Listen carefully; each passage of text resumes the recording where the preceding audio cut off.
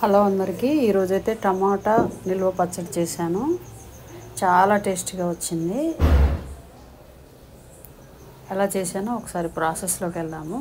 First అయితే ఒక 1/2 KG టమాటాలు తీసుకొని నీట్గా కడిగి ఒక కాటన్ క్లాత్లో వేసి వాటిని తుడిచి మంచిగా కట్టర్తోనే ఒక్కొక్క కాయని 4 or 6 పీసెస్ లాగా కట్ చేసి ఆ కట్ చేసిన టమాటా ముక్కల్ని ఒక బౌల్లో వేసి అది స్టవ్ మీద పెట్టి ఒక 50 grams ఆయిల్ వేసి అది ఉడకనివ్వాలి. ఈలోగా మనం కొంచెం చింతపండు అంటే 1/2 కేజీ అంటే ఒక 100 grams లేదా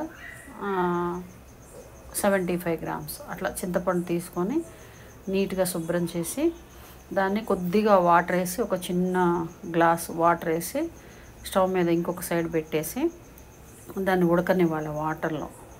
ఇట్లా టమాటాలు స్టవ్ మీద పెట్టుకోవాలి. ముక్కలు కోసి దాంట్లో కొంచెం ఆయిల్ వేసుకోవాలి.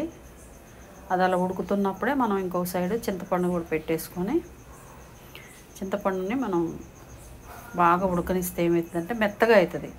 ఈ పచ్చడి ఎలాగంటే మనము టమాటాలు కానీ చింతపండు కానీ మిక్సీ చేయము, రోట్లో వేయము. ఇది మెంతులు జీలకర్ర ఇవి కూడా కొంచెం వేడి చేసుకొని మెంతులు జీలకర్రని మనం మిక్సీ చేసుకోవాలి. అవి మెత్తగా మిక్స్ అయిన తర్వాత దాంట్లో వెల్లుల్లి కారం సాల్ట్ వేసి పట్టుకోవాలి. అది రెడీగా పెట్టుకోవాలి. వెల్లుల్లి కారము విత్ జీలకర్ర మెంతుల పొడితోనే రెడీగా పెట్టుకొని ఇంకో సైడ్ మనం చింతపండు ఏదైతే ఉడకబెడుతున్నామో ఈ చింతపండు బాగా మెత్తగా ఉడికిన తర్వాత దీన్ని తీసి ఉడికిన టమాటాల్లో వేయాలి. అలా వేసిన తర్వాత మనం రెడీ చేసుకున్నటువంటి వెల్లుల్లి కారాన్ని వేసి వెల్లుల్లి కారము సాల్ట్ జీలకర్ర మెంతుల పొడి ఇవన్నీ కూడా మనం ఈ టమాటా చింతపండు ఉడికిన గుజ్జులో వేసేసి దీన్ని మనం రోట్లో మాత్రం వేయమన్నమాట. ఎందుకంటే ఈ టమాటాలో ఉన్నటువంటి సీడ్స్ ఉంటాయి కదా, మనం మిక్సీ చేసినప్పుడు ఆ సీడ్స్ నలిగిపోవడం వల్ల ఆ టేస్ట్ అనేది మిస్ అవుతుంది అన్నమాట. సో ఇలా వేసిన తర్వాత దీన్ని మనం ఒక సైడు పోపు పెట్టుకోవడానికి రెడీ చేసుకోవాలి. ఒక బాండీలో ఆయిల్ వేసి ఒక 100 grams దాంట్లోనే ఎండుమిర్చి, పోపు గింజలు, ఇంగువ, కరివేపాకు, కొంచెం ఎవరైనా ఇష్టంగా తినేవాళ్ళు ఉంటే వెల్లుల్లి కూడా ఒక 4 రెబ్బలు దంచి పోపులో మళ్ళీ వేసుకోవచ్చు.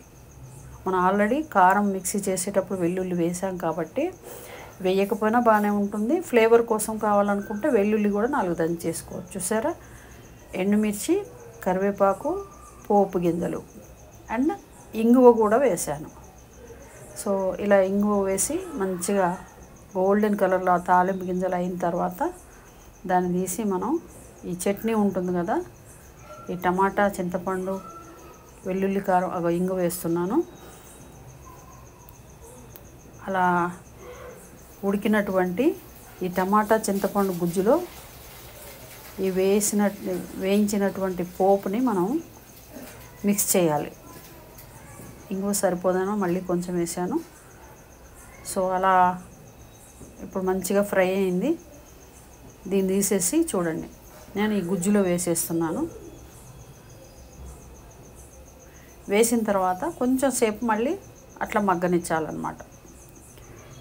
ఈ స్మెల్ ఈ ఫ్లేవర్ అంతా కూడా చట్నీకి పట్టాలి కదా. సో కొంచెం సేపు అలా మనం గంటతో మెత్తగా నలుపుతూ ఏమైనా కానీ మనం రోటితో కానీ మిక్సీతో కానీ పని లేకుండా ఓన్లీ ఉడకబెట్టడంతోనే గుజ్జులాగా అయిపోతుంది అన్నమాట ఈ పికిలు.